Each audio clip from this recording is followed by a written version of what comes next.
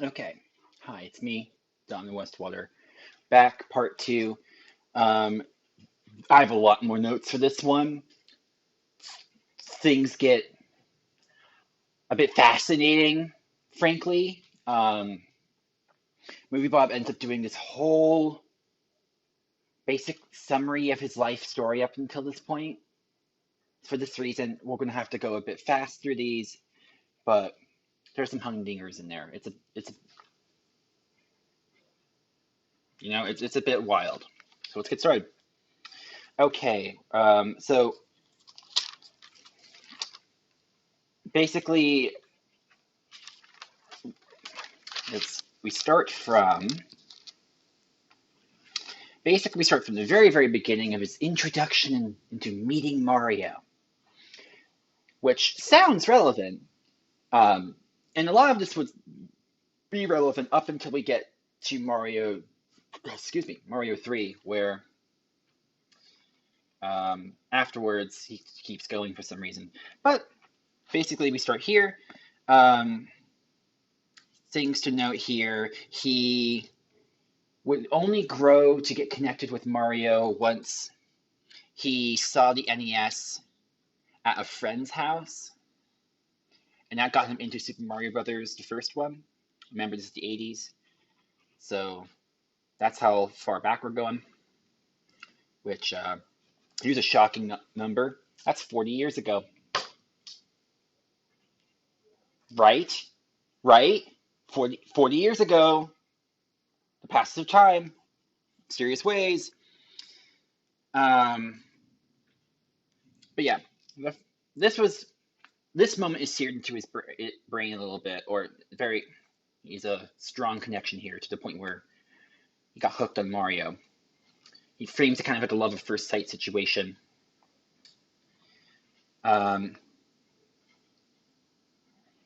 Something that I find interesting, which he alludes to here, that he'll explain a little later. But he was a horrible. He was not the easiest child to raise, in his words. Um, Based on the facts he describes, he sassed teachers and returned important work and was bad at school and just was a bit of a troublemaker. We'll elaborate more on that later. He was given an Atari because having an NES at the time in his life, that would have actually been too expensive. And also, there was no justification for him to get one. Like, he wasn't getting good grades. So, in his words, he wasn't going to get something extra because of like a good grades or whatever. Like, he wasn't going to get rewarded for something, which, okay, kind of sad, but okay. When he starts talking about the first time he got an NES, which he does not remember, he actually makes a comment to that. He feels bad he doesn't remember. Um, Makes me feel ungrateful. Something like this should be stuck in my head by sheer force of gratitude, which is a lot. That's a very strong feeling for anything in general. But he segments his life as post and pre NES, which again, this is a lot. This is a lot. Also, his grandfather was a plumber, so and he liked his grandfather, so it's cool that Mario's a plumber. Remember, he's a child. This is child. He's basically writing his child thoughts at the time. Um, he ends up getting Nintendo Power because he starts consuming Nintendo stuff constantly. And he actually has framed his first picture, his first issue of Nintendo Power on his wall, which that's not that weird. It's a sentimental thing, right? It's not unusual in isolation. But over time, as he describes this more, it paints a picture that I find interesting. Uh, so I'm just trying to see if there's anything else. Basically, this is where he talks about his consumption of the merchandise around the series. He ends up consuming basically anything he can get his hands on because Mario wasn't as popular yet, where that could be kind of a reasonable thing to do. However, the way he says it,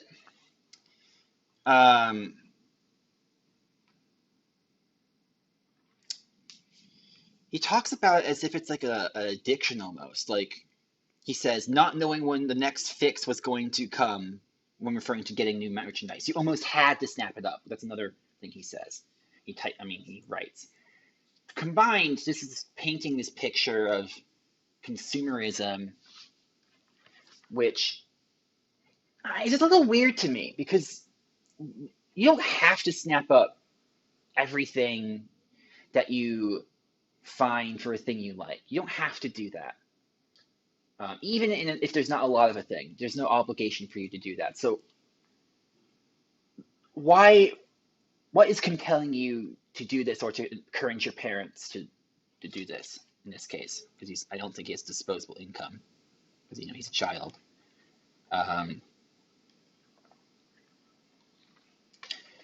Oh yeah, he frames it kind of. He says like the kids weren't running the culture, and that's why I would watch shows that were stupid, just for that scrap of Mario. I would watch anything with Mario in it because I love Mario. Mario's so cool, which is like that's something that you think when you're 8. That is how kids think. That is accurate, but it's the framing of it is weird to me, as if like if the kids like the issue was that the reason he was doing it was, well, given that we couldn't write the shows, we had to pick the scraps. We couldn't be discerning. When, I mean, you still have a choice. If it's bad, you just wouldn't watch it. It's just clear that the fact that it's Mario is enough to make it fun for you, even if it's a different kind of Mario, even if it's stupid Mario. And it's also just very 80s. The hyper consumerism of the 80s. But yeah, he also seems to be generalizing his habits. I wrote a note here. He says that that's what everybody did. We just consumed everything we got. Yum, yum, yum, yum, yum. Which I don't know if that's true. Like what? You don't describe it as an addiction if it's just a normal thing, right? And later on, he'll call what he admits to this being kind of an obsession. And so I don't think it's clear even from here that he's very fixated on Mario in a way that I'm not usually most of my interests, I'm not usually fixated to consume in the way that he does this. For example, like I can't really think of anything that's like this. Which I think asks some good questions about about how we form identity through consumerism, and what does it mean to consume healthily? Does that what's the risks of making your identity so heavily involved in consumption, or in in this case, like through things like fandom or through purchasing merchandise? What is the line? And we'll see some of the consequences of his identity being warped, right, as in being tied up in Mario in the way it is. I just took so many notes, it's a bit hard to get through them all. But, yep, this is where he admits to, speaking of that, this is where he admits to being obsessive. But he also says, hey, he has other hobbies, science and technology, reading about them, not actually doing anything with them, just reading about them, and also just reading in general, which isn't really hobbies. That's a hobby, I guess, but those are interests, yes, but reading, when what you're basically saying is I just read stuff, that's not a lot of interests, right? It's not like a variety of different interests, which is what it is. I'm trying to.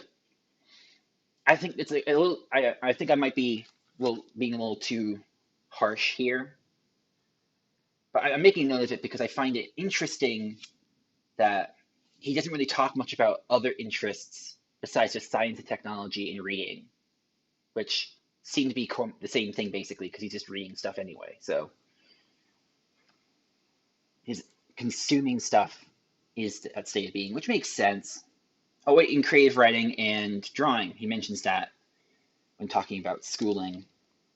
Um, the schooling section, he says that he was not really good at math or actual academics, but he liked creative writing and drawing, which okay, so that's some interest there.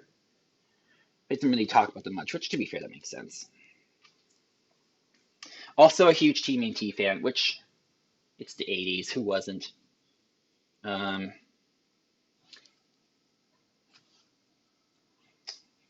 also frames, okay, this is where he says, at this point after he talks about his other interests, he says that, well, Mario is the reason I fixate on Mario because he's my happy place, and he's my happy place because when I was a nerd in middle school, no one really liked me that much. I didn't have a lot of friends. I was the bookish weirdo, even though I wasn't academically smart. I was more. I read a lot, and I would hang out around the cool people and try to be like them, and also be mean and shitty, which he regrets and will hate himself for the rest of his life for it. That's basically what he says. Um, yeah, will always hate himself for it. It's right there. Grew up Catholic in Catholic school, which he says he frames like this is what he's talking more about his difficulties growing up, being schooled, his educational difficulties, which he treats like is pretty. He downplays it by saying, yeah, I'm happy, but like people had it worse, and even going so far as to say, being in a Catholic school is free from the rigors of dealing with kids with serious problems like their public school counterparts, which is just like both not true, very classist, just like fucking like real weird and kind of to me uncomfortable sentiment. It's implying that no one had the real problems, and my problems aren't that important either, even though he's acting out in class, he's going to the principal's office all the time, his parents are getting involved, he's going to therapy, and while at therapy, and when he goes to therapy, he actually goes out, learns more about child psychology, and sasses the psychologists by acting like he knows better than them, and trying to mess with them and make the work more difficult. And he also had like a EKG he had to hook up, which is like a heart monitor, which already is like, what? Well, he doesn't really explain why he has this, just that he does have to get hooked up to an EKG, and that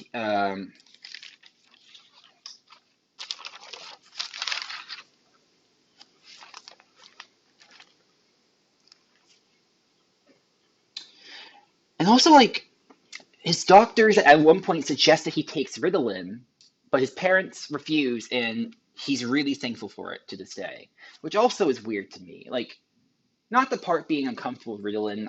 We hear stuff about people being uncomfortable prescribing medications to people all the time, but it's I don't know. Oh, the camera's out of focus. Well, great. There we go. But there's this element to it where he's just framing as if like, oh, this was bad, but even though I think it's clearly a huge impact on his life and a huge issue, he shouldn't be downplaying it like this. And yeah, and I find interesting as well. Makes me wonder, like, why Ritalin, but I don't want to speculate too much here. I think we might be getting to like armchair diagnosis territory, and I think we should just cut that off before it gets bad. I had some notes about this, but I'll leave them as notes. But it does, I think, say something though, because it says that like his fixations and like it, I think there's arguments that you can make that he is these similarities to like the way that people talk about him, the way people like Channers, for example, will make fun of his interests and his fixations and his obsession in the way that they love doing for a lot of people who are neurodivergent or have these hobbies. And I think that whether or not he literally is not really a question worth asking. I don't think it matters, but I think that element of it, like this, his childhood with all this acting out and this association, like this isolation as a result, um, it it paints a picture about why his obsession is so much, because this is the one place where he felt comfortable in himself. Um, and it's also why the hero worship is so thick, because as will become clear later, his all of his growing up just seems rough, just in general. His adolescence just seems pretty rough. Like not, yeah. And talks about the wizard at this point and the hype towards the wizard. And at this point, he's established he'll watch basically anything that tells you anything about upcoming Nintendo games. And the release of Super Mario Brothers 3 was just around the corner, and he's already got double the investment because of Super Mario Brothers 2 and it being so weird, making him feel like this world is worth exploring and fanciful. And once we get up to here, he gets to the point where Super Mario Brothers 3 is about to get revealed, and the classic line, you know it, you love it, but the climatic reveal of Super Mario Brothers 3 is burned, no, seared into my memory the way that JFK assassination was for my parents' generation, or the way the 9/11 would be for mine a scant 12 years later. I want you to let that sink in. Just,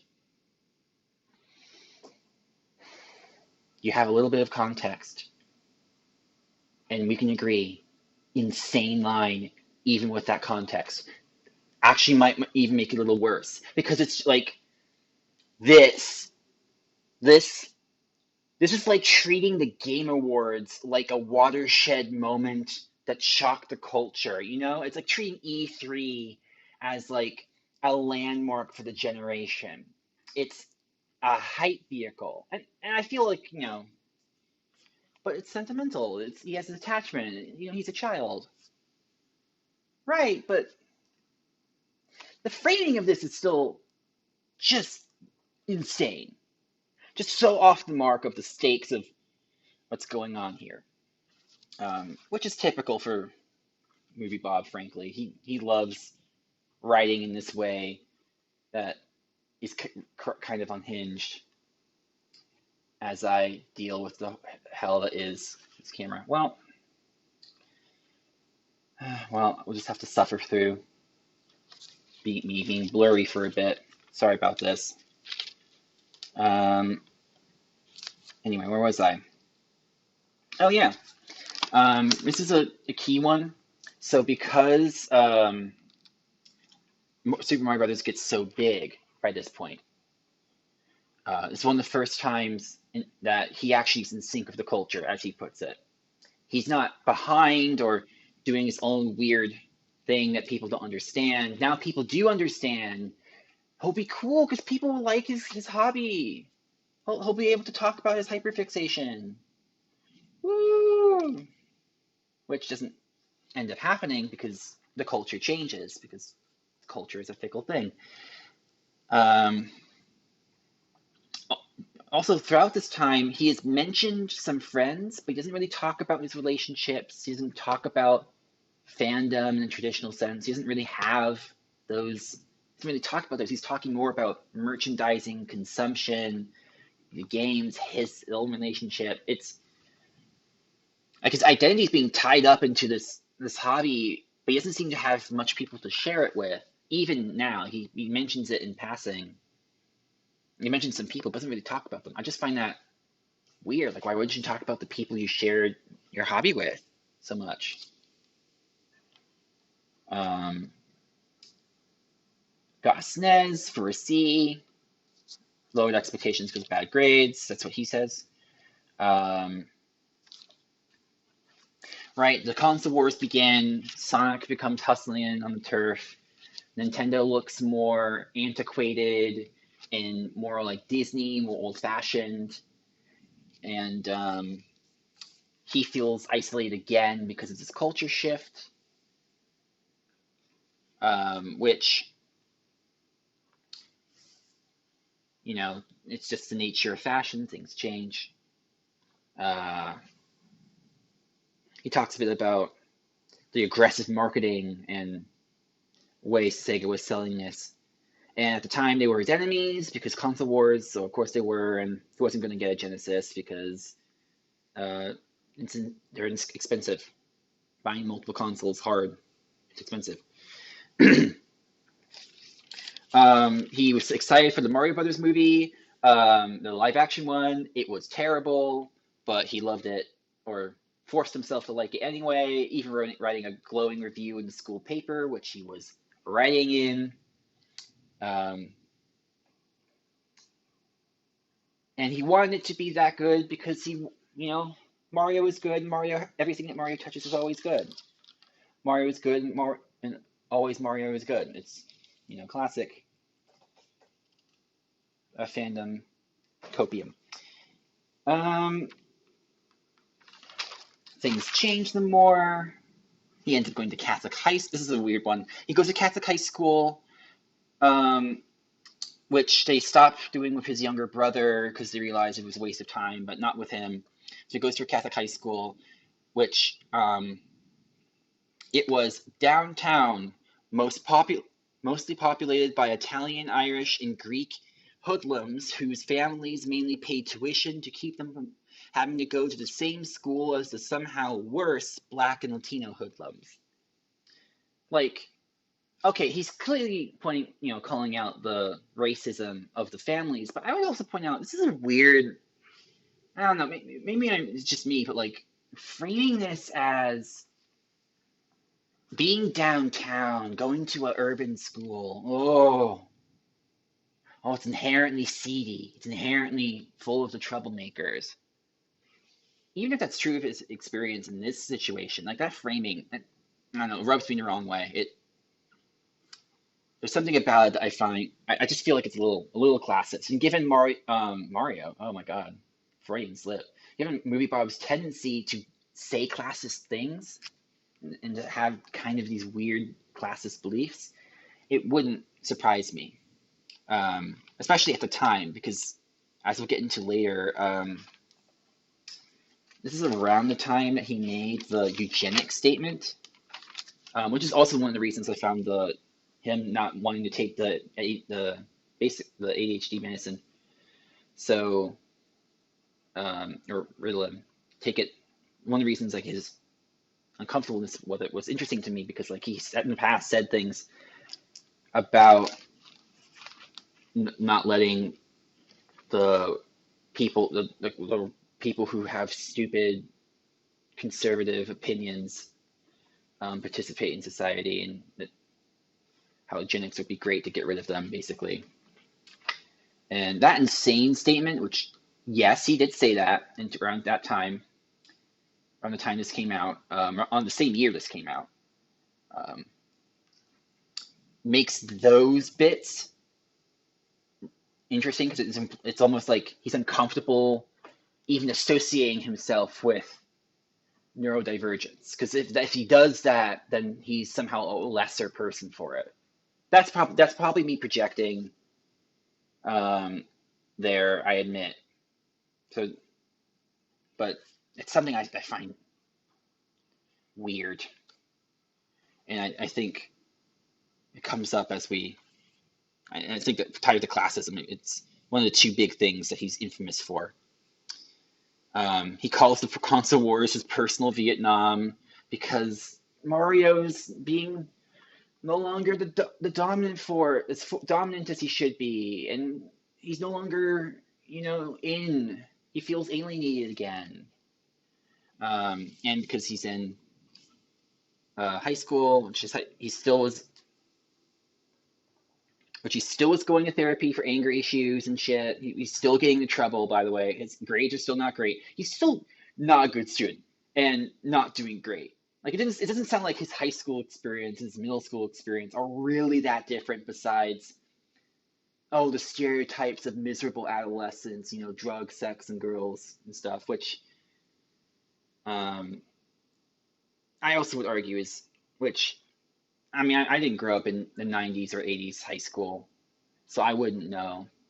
By my experience, that's always been so, I mean, it was always sexist, but it was also so weird. Like that stereotype is just not even remotely true of what ends up actually happening in high school to an extent. I think it's very exaggerated to a large extent.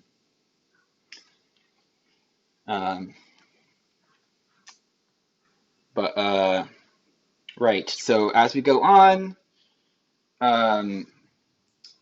notice he has not. He's still going, even though Super Mario Bros. 3 has already come out. So why are we still here?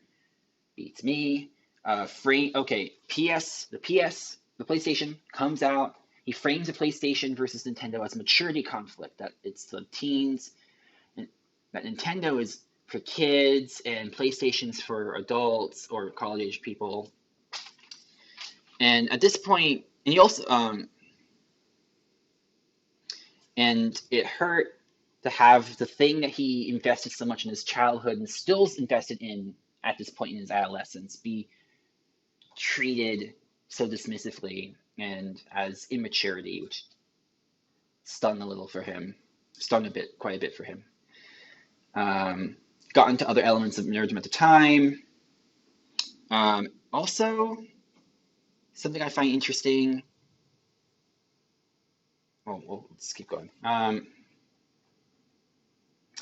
Got really into Super Mario RPG because he really likes he's actually deeply invested in the lore of Mario, even though Mario arguably doesn't really have that consistent lore, but he was a kid. And it was Yoshi's Island, a game that he liked, but because the ending has them return to the Mushroom Kingdom because they were delivered as babies to the people of the Mushroom Kingdom, that means that they were always part of the Mushroom Kingdom, which means all that Brooklyn stuff was just thrown away, and that maybe the canon and continuity didn't matter, and what was the point of investing all my energy into this, which energy to document everything, if they're just going to change it up. Maybe they don't care as much as I do, which is a very, the thing that a lot of people still haven't reckoned with, that conflict. I think it's a very common thing when faced with differences between the artistic intentions of the artist and the audience.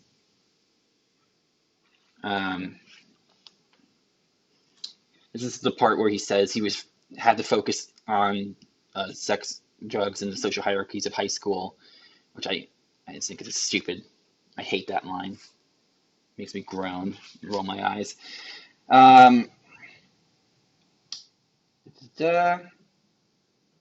wrote, yeah, great question for why should he be so invested, and also why is he so.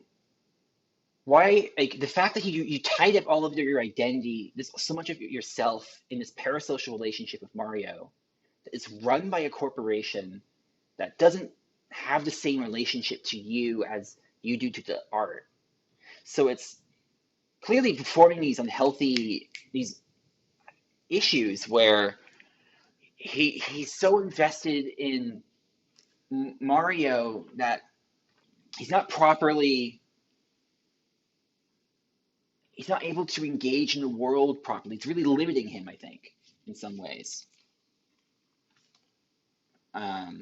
But I don't know. Also, yeah, this is a funny part when he talks about the '90s. Gets into the '90s. He doesn't. He's talking about. He mentions like Doom and Wolfenstein is like the early 3D games, but he says Dune, D-U-N instead of Doom, a typo that I find quite humorous, though I don't think it says that much on its face. Um, it's also paints a picture at this point that he's into Nintendo 64. He loves that little console. Um, and what I find interesting here is he mentions that, well, I didn't really care about Tomb Raider or Crash. They were just fads, unlike Mario, the enduring legend, which is painting this picture that he doesn't seem to really care much about games outside of the golden age of games, which I already knew, but also like doesn't seem to care much about games really outside of like outside of the childhood games he played, which is most all Nintendo. So it's Nintendo or an Atari, and that's like it. And it seems like he only seems to engage in games as a connection to the childhood that he felt more comfortable in, unlike the realities he deals in now, which are not. And like that is like laid so bare on the page. It becomes so obvious, especially later when he stops playing games altogether um, for a long time. Like he just stops really being into them or really talking about them, engaging in the same way. It becomes clear, at least to me, that he just doesn't. He just is so disconnected.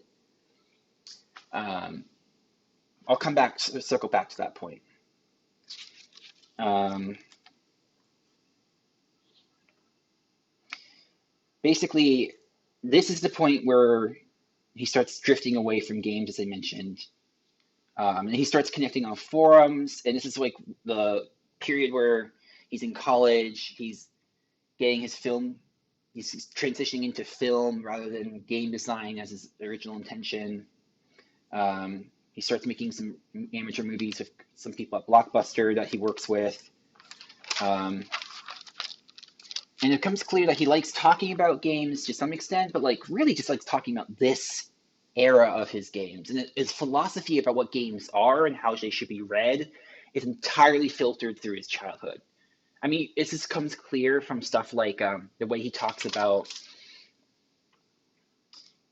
talk about games. Like he frames them as toys first. He tends to describe them more like toys than like more traditional pieces of art, which is itself kind of interesting because that's what he associates what games mean. Um,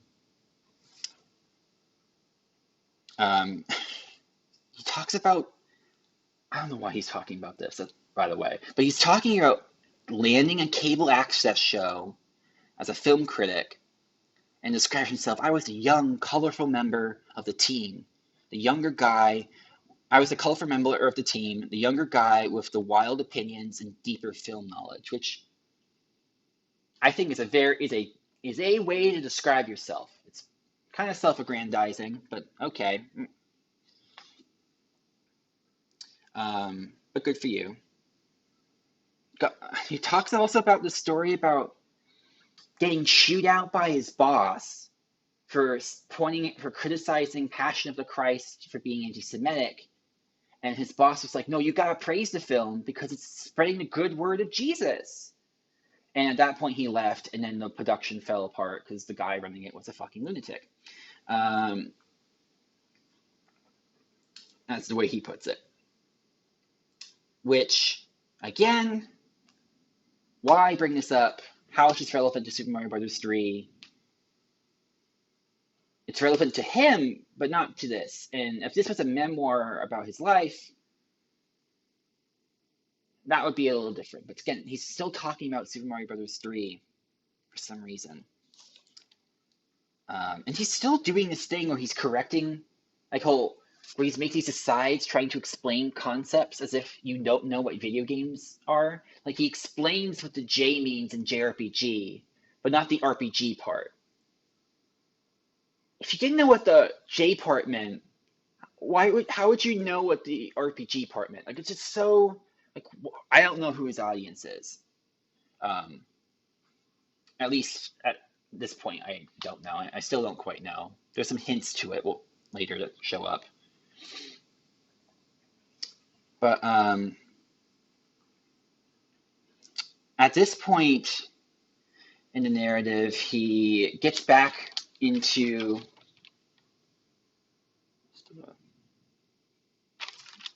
yep. He's disconnected. Pokemon's taken off. That's been the thing.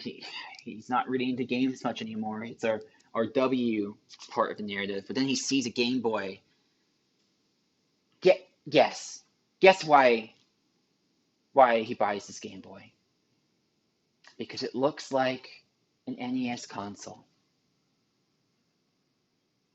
Which again, he's just bleeding on the page for you. He's just spilling his soul for you. He doesn't have to do this. He doesn't have to, but he can't help himself. That's the thing about Movie Bob. He's not great with. He likes the idea of irony, but he's not good at it. Even when he tries to show up like a stoic, academic, detached face, he just ends up spilling his guts anyway. He just can't help it. He just wears his heart on his sleeve. He can't help it. That's kind of what makes him so fascinating to engage with. This is where he also, by the way, he talks about AVGN and zero punctuation, which are basically his idols, and he describes zero punctuation as mercilessly objective, which is a nonsense statement to describe criticism, which tells us something about his understanding of criticism at the time, which I imagine was not very good.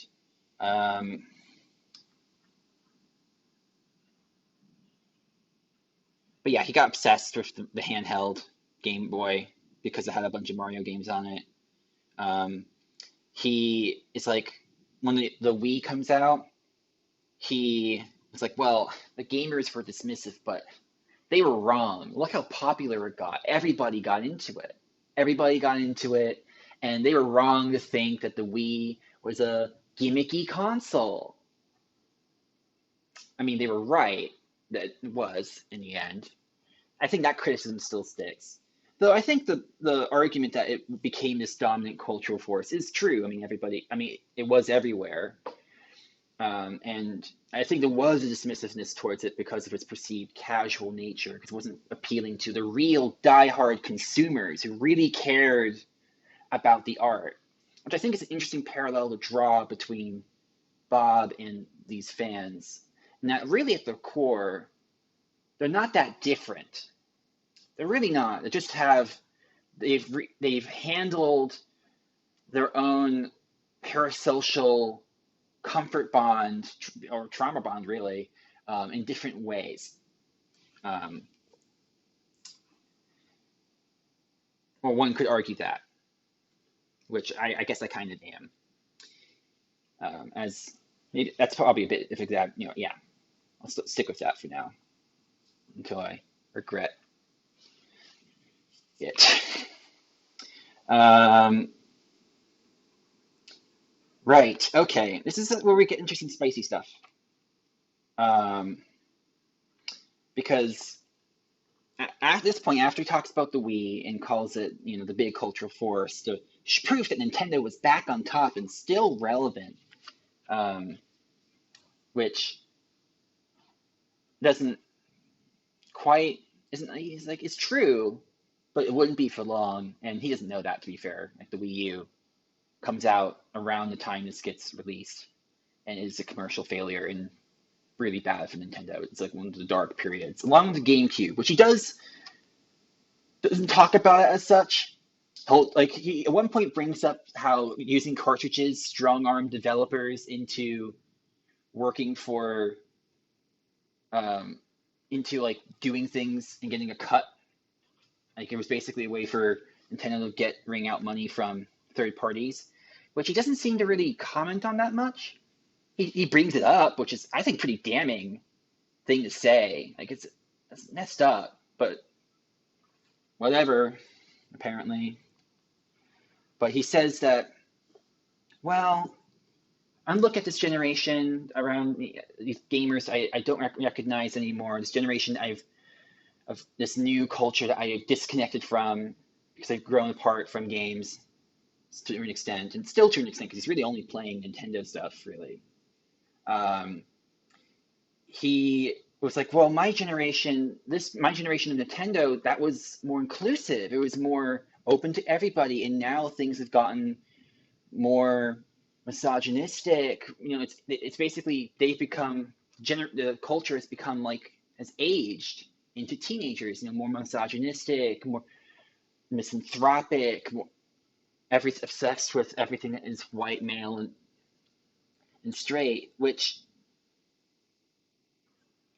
that was he's painting it as if like there is a multicolored, diverse rainbow at the NES era. Like you could make the argument that the NES era or even like that period was less gendered in terms of marketing, which by the time you get to Mario, the gendered stuff has already been hitting hard. Even at the time, this is the fucking 80s. The 80s were gendering everything.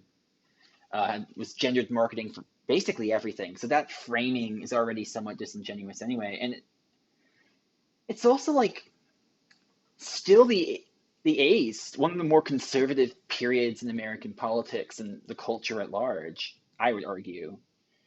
So it's just this framing as if things were more inclusive. I think I get what he's saying to a point. Like I can understand how you would come to that conclusion if you were living in a Nintendo bubble. But Nintendo wasn't games, was it? It wasn't all games. It wasn't every game ever made. These uncomfortable elements were always there. It's just that you were shielded from them by childhood. So I think this framing as if things were more inclusive is just wrong, or is somewhat, at least very exaggerated. Like even if it's a bit true, it doesn't seem that true. And it's funny because at the time, 2013, it's funny how like at the time, 2013 up to now, the culture changes a lot. And the way we view games and talk about games has changed a lot. Like video essays are way more common now, and a culture that is more interested in how games are made and analyzing them as works of art that say things through mechanics is no longer a novelty. It's a standard thing. So he's really coming at it from this period where the words and language are still being codified in a way that we kind of have found a, a bunch of terms and a language to talk about games as art. So while I think his sentiment, I think, of like the game culture aged and reflected the aging mindset of the people at the time, I think it's disingenuous to frame it as if like there was a good period, there were things were perfect in the fall of the Eden.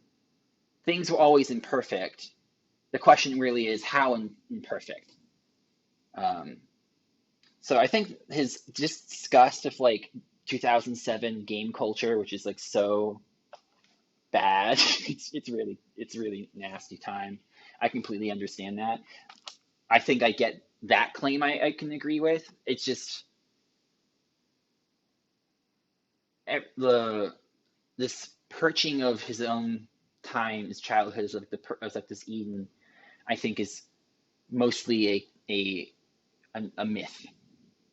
Also claims that like, oh, they're xenophobic because they don't like Japan, which is just so bullshit, given that like pop figures with designs coming from Japan were really popular. Like they were huge, huge, huge, huge, huge. This is what Ugly Dolls comes out like around this period. Anime is becoming more mainstream by this point. Like, are you really telling me that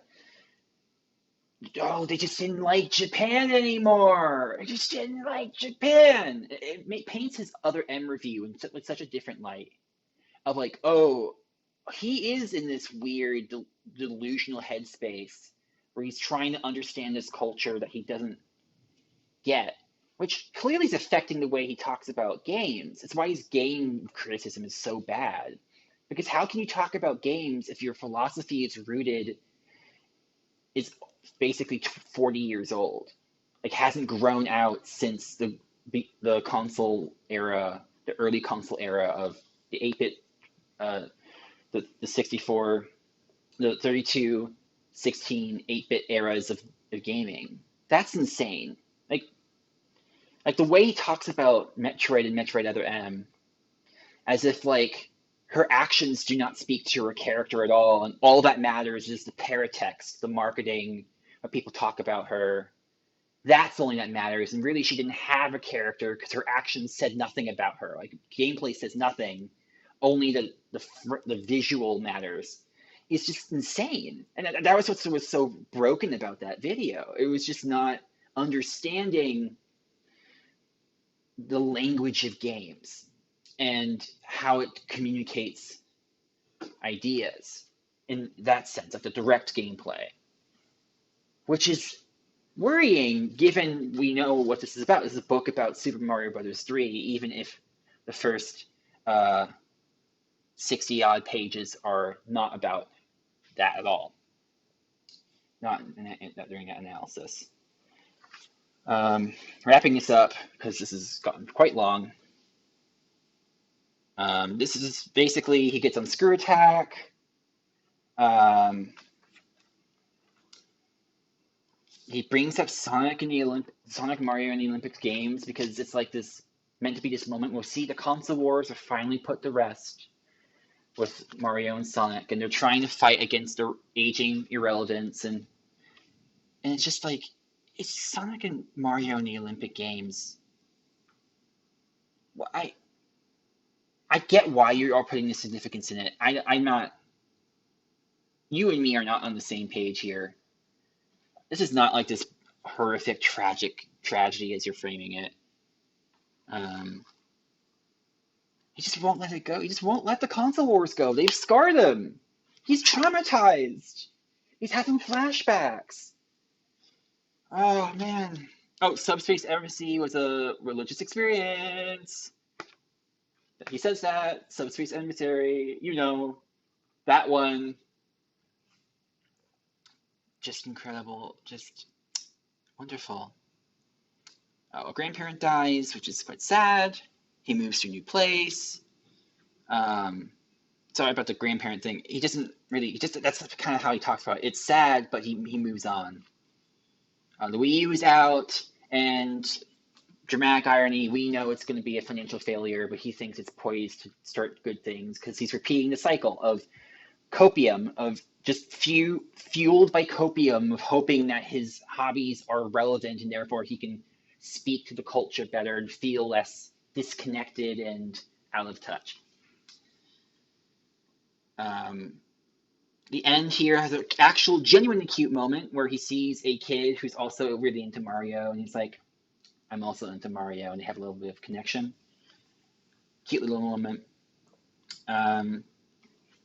Basically, at this point, he does his big final conclusion, saying that this book is meant to be for journalists, game designers, and anyone who's interested in analyzing games, along with the kids who want to appreciate the art that they love so much, which explains the inconsistency of basically trying to write based on the assumptions of two very different audiences and failing to properly educate either. So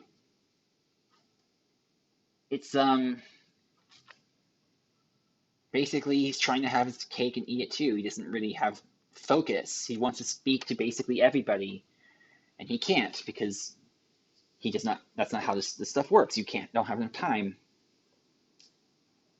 and he doesn't know how to focus on just picking an audience and delineating that stuff, which we'll get into because I've read a bit ahead on part 3, and already he opens it basically by saying, oh, I know that a lot of this will be redundant, but it's good to make a reference manual for this anyway, for those who don't know. So I'm going to re-explain a bunch of stuff that you already know, which he's been doing for some people, he's been doing for a long time. He's been doing this a lot already. So now he's about to double down on it for part 3, or at least the beginning of part 3, it seems. And yeah, that's it.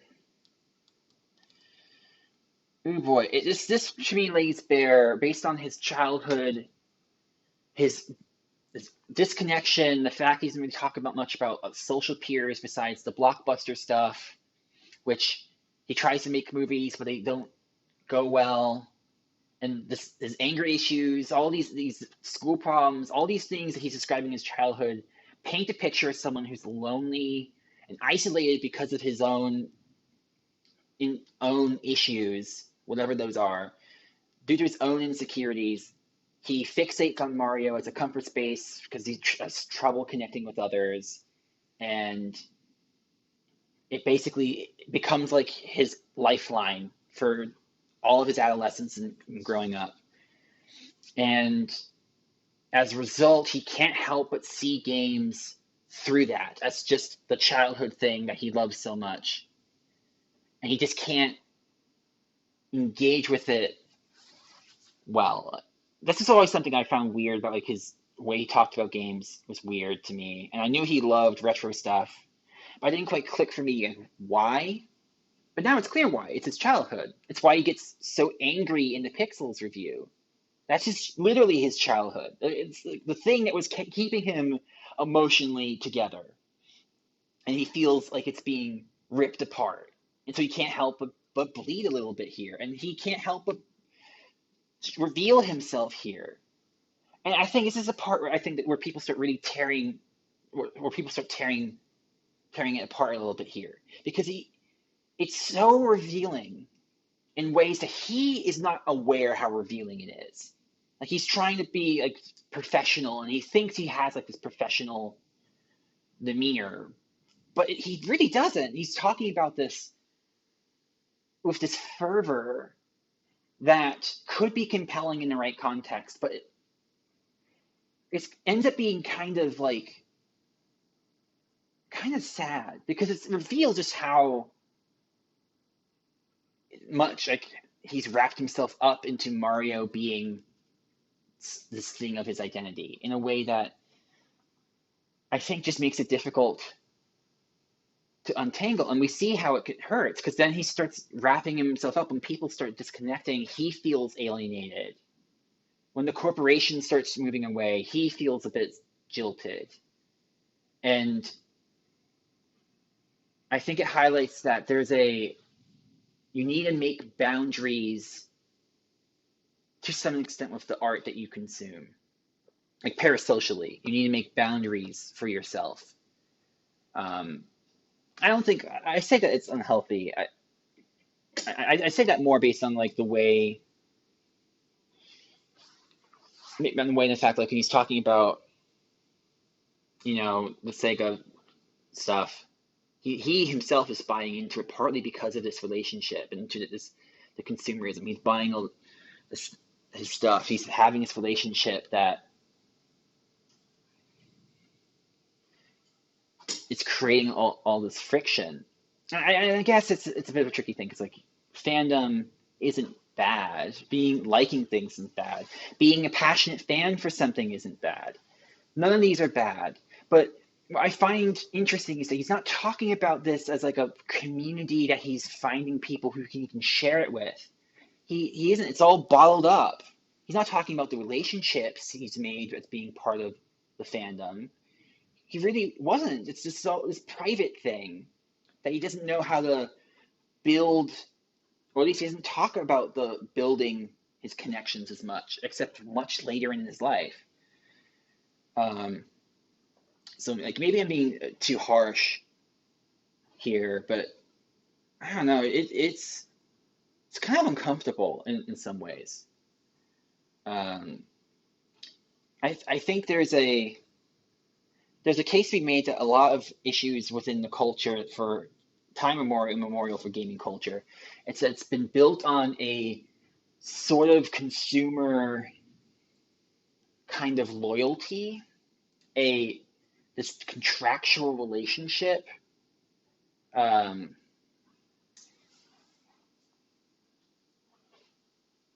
and the sense that like the art is meant to go, like, the marketing says, I'm here to please you and nothing else. And so if I deviate from that, I've failed my duties in this contract. in this relationship. And I think that aspect of it has been carried through even to today. Even if we're more awareness of the issues of gaming in the game industry, awareness of the corporate nature, people can't help but buy into the hype culture that has always been a part of this particular medium. It's been a huge part of this industry. And I think it highlights the way in which this hype culture, this building yourself around marketing and marketing identity has these wrinkles to it. And I don't think we can really escape it entirely. I think we can I think this is where like we have to make our own personal boundaries and find ways to repair the relationship that we build with our media and find a more healthy outlet through it. Which I imagine that's like we can see him kind of doing that here, where he recognizes early on, like or later on, that like, wait a minute, this is a product being made by people for a job. This isn't this magical perfect world made perfectly just for me. It's this recognition that the artists or the people working on it have different intentions than what he wants, which I think is actually a really good thing to do. And it's clearly not what's happening in 2007. They're not recognizing that. They're just mad. Like people get mad about even the implication that something's being withheld or they're being under or looked past or talked past or undermined in some way. And there's still that element even now. So it's like this capsule of the way in which our consumer culture has changed, but also issues that still remain. I think this could be a topic all on its own that I think I would need to do. If I were to do, I would actually do some proper research for it. Because I think my thesis statement that really needs to be vetted, I think. Because I think there's probably a lot of little wrinkles to it. But yeah, I think this is a very fascinating cultural artifact already, like this section in particular. It's also very movie Bob. So for part 3, hopefully, I think at this point I'm going to do it by world or maybe by page count, because this was way too long, in my opinion. But I think I might split this. I don't know. I think I'm going to upload this giant monster of a video, unfortunately. But yeah, part 3, the actual analysis for the first time. I'll skip past the stuff that I find is boring instead of trying to be as writing every little passing thought that I find interesting. I'm gonna get to more of the meat of it. So hopefully I can do that more efficiently next time. Anyway, until next time, bye.